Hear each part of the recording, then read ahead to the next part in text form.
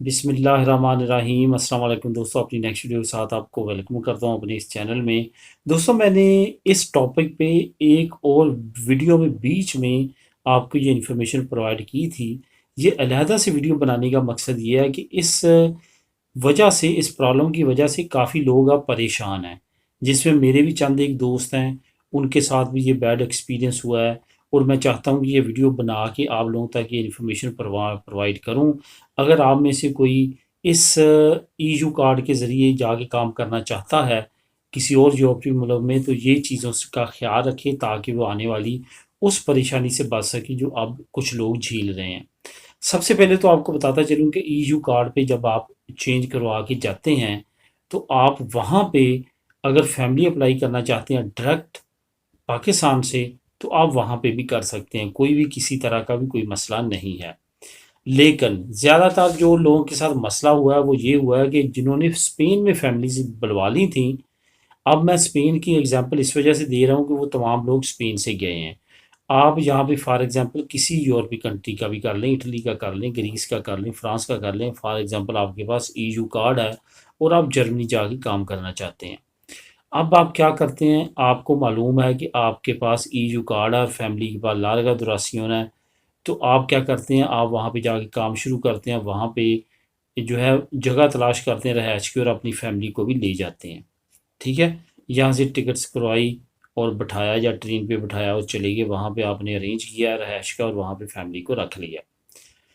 अब क्या होता है, आपके पास ईयू कार्ड है, आपका रिन्यू होता रहेगा, आपकी फैमिली के स्पेन बेस पे, स्पेन डॉक्यूमेंट्स की बेस पे आप जो हैं वहाँ पे आपके बच्चे भी पढ़ सकेंगे, आपकी फैमिली भी आपके पास रह लेगी, कोई मसला किसी तरह का नहीं है।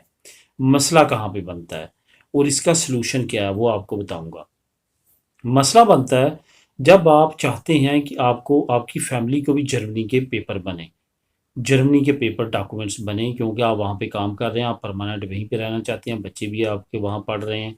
तो उस वक्त मसला क्या बनता है, आपको जर्मन कहता है, वहाँ का जो इंटीरियर मिनिस्ट्री है वो ये कहती है कि आप अगर अपनी फैमिली को अपने साथ लीगल रखना चाहते हैं जर्मन कानून के मुताबिक, तो आप अपनी फैमिली का वीज़ा जो है वो स्पेन की जर्मन एम्बेसी से लगवाएं, जो थ्रू प्रॉपर चैनल एक वे है।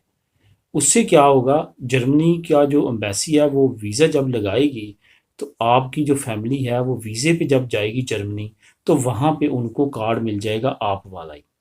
ठीक है, उससे क्या होगा कि आपका, आपकी फैमिली का लीगल प्रोसेस जर्मनी में एक स्टार्ट हो जाएगा।